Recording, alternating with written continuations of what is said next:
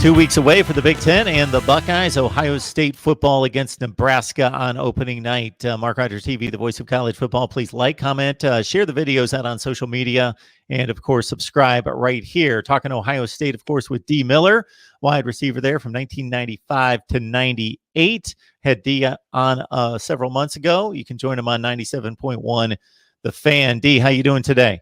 Doing pretty good. It's Monday. Just here at the office, getting things taken care of, and looking forward to some Big Ten and Ohio State football here the next couple of weeks. D, can you put yourself in the place of these players and what they've had to deal with for the last 6 months? No spring football. They got back on campus in June, but it was in waves, and of course they had to go through all these guidelines and safety measures and testing, and who knows what that looks like. And then ever since then, they're hearing about situations all over the country where, this team had to stop practice for 2 weeks, and this happened, and 23 players tested positive. And then we start the season, and it's been a pretty successful season in terms of rolling out these games. But we're still, as of last weekend, I counted 16 games that were canceled, and we've got more from last weekend and more coming up this weekend. So about 80% of the games are being played, but it's still a very uncertain situation. They thought there was going to be a season, then they thought there was going to be a revised season, then it got canceled, and there was little hope there for a few weeks, and then it comes back, and can you put yourself in that position, even though you didn't have to go through it? You were an Ohio State football player, to try to put yourself through what they're possibly going through right now. I think that'd be difficult because it's such a emotional roller coaster, football players and athletes, we're programmed. Like every part of the year is programmed out. You know what you're going to do. And, with the COVID-19 piece, it's just throwing everybody for a loop right now, understandably so. It's a very, very serious illness that a lot of people are really trying to avoid. But, as I said, usually in the spring you have spring ball, then you have some time off, then you have fall camp, you get ready for the season. All of that has been up and down. So to go from, I can't wait to have a season, to hold on, we may not have a season, to we may have a season, but it's just going to be maybe shortened. It's just so many different emotional roller coasters. I was watching NFL Countdown yesterday. I was listening to Matt Hasselbeck, and he said something that I thought that was a really good comment. Always basically we have to control what we can control, right? At the end of the year, whoever can do just that, can control whatever they can control through all the ups and downs, I think is going to be the most victorious, because there are things that there's going to be changed just like that fly, and you have to be able to adapt with it. You never know. You can have someone that's very, very key to your offense or defensive unit catch COVID. Then what do we do next? So I think this is the time that everyone has to be ready. Hopefully, from this time that one has still been conditioning, have been working on their bodies and just staying active. I saw the week number 1 with the NFL. You never seen so many injuries in that week number 1. So, of course, we have to have player safety, and that comes with still able to keep your body the way that it needs to be to compete at a high level and keep them away from the virus. So those are two things that we've never had to deal with like this. So kudos to all the head coaches in the Big Ten across college football that are just trying to do the best they can do, manage a team, and be able to live in a bubble and not have any positive tests so they can compete that Saturday. You played on a couple teams, if not 3 teams, when I think about, hey, we could say all 4 teams, 95, 96, 97, 98, where you had to have a feeling during the off season that, we've got a chance to do something special here. And you did accomplish those things in a number of ways.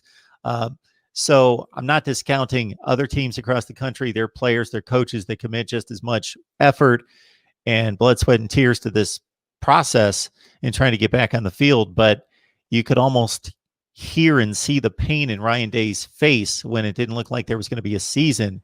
And obviously, with the players uniting and getting their parents involved and pushing toward playing these games. And again, you played on special teams where I'm sure you knew when you were working out in the off season that there might be a little bit difference, a little more incentive when you know we could do something special versus we're just going to go out. We're going to give it our best and play a season. But versus we got a special bunch here because you've been on those teams where there just has to be that incentive there for this Ohio State football team. Yeah, I think I was getting a little interference. I think you were saying something to the fact of all the players coming together and joining and with their parents involved, things like that. I think that was so important because I think, even my perception, you were thinking that most people didn't want to play because of how contagious this virus was. So to see Trevor Lawrence down there at Clemson, to see Justin Fields at Ohio State, like all these big time athletes with the voice and the platform come out to say, hey, wait a minute, this is not the narrative. We actually do want to play. We don't want to go back home to our home cities because we can't be protected. So I think that was good. I think that kind of opened up the doors for more conversation. Listen, I understand all the commissioners in college, and especially with the Big Ten and the Pac-10, first to just say, you know what, we're out of it. We're not going to kind of deal with it. And you're really just thinking about safety. And then after a couple of weeks, you see that, other teams, other leagues playing. So now you're saying, now, wait a minute. All right, so let's take a step back. Let's realize things. Let's get infectious disease specialists involved in this conversation. And how can we make this work? And I think by the players coming out, obviously the parents coming out, I think that opened the door for more people to say, you know what, let's take a second look at this. And I think that was successful. You have the Big Ten is going to be starting. The Pac-10 is going to be starting, the SEC. So, I think it was good for those guys with the platform to come out and say, listen, we want to play ball. We would like the fans to be there, but if they're not, we still want to play ball. And I think they were successful. D, hopefully you've got me. Can you hear me okay? What I was getting at with the previous question, yes. As well, in addition to what you laid out there, which was some really good stuff, is that, it could be argued that all the teams that you played on were special teams that had a chance to do something special. And you could probably sense that, I'm sure, in the off season when you're working out. You're still going to work hard and do all those things to try to win games, but there's got to be that extra incentive when we got a pretty special group. We got talent on this team, and that's what we're dealing with this Ohio State team. And after coming up just that much short last year, you could just tell in Ryan Day's face, watching him talking about pleading to get this season going, that this team really wants to get on the field. Yeah, because the comparison, I like for us, for my year, 1998, when we came in ranked number 1 with all that hype coming in, man, it would have been so stressful, right? Knowing how good we were, how much talent we had to get that talent back on the field. And I couldn't imagine that. I couldn't imagine, hey, you're going to play, you're not going to play, and things like that. But definitely the extra incentives. Right now, everything counts. It really does when it's in the regular season. But, you have your small, like you start playing the season and then, the next 3 games could get postponed due to someone catching COVID. So, my mental would say, hey, let's take this week by week, right? We've already been doing that. So let's come into the first week. Let's just take the first week and we go in there. Because you just never know what can happen in the next 2 or 3 weeks. You see what's happening in the NFL with the Broncos and the Patriots. The Titans are having an outbreak. So you got to take it day by day. And you really have to emphasize safety, not only from your team, but your coaches, the trainers, the athletic trainers, the EQ guys. You really have to be safe, because if we get one case, right, it's probably going to get postponed. So I think not only are you talking to your guys that's on the football team, but administration as well. D. Miller, Ohio State wide receiver, 1995 to 98, played on some of the great Ohio State football teams. We can go through each season and what was accomplished was tremendous. Of course, the 11-0 start, 95. They win the Rose Bowl in 96. Another tremendous clash with Michigan in 97, coming up just a little bit short in a big comeback. Then in 98, they capped it off with what most people consider to be the best team in college football in 1998 with a Sugar Bowl win and a Big Ten championship. So, D, looking at 98, you alluded to 98 going into that season. Number one, you had the big national TV game at West Virginia, bullseye right on the target, right on your back. And to a certain extent, I don't know if this applies to you and that Ohio State team, because you guys were a target all the time, regardless of the elite expectations. But was there a difference between being the target versus, let's say, 97 after losing all that talent in 96? The expectations were a little bit lower. Do the players feel that? Do you feel that pressure? Well, I think, like, especially, we had a very talented team, 97, obviously, and we did really, really well. And I think after that season, we kind of like took a look at the locker room and said, listen, we have a lot of talent returning back. And being ranked preseason number one puts that target on your back. And I think we handled it pretty well. It's always, I think, more pressure when you have the target versus being 3 or 4, somewhere right up in there.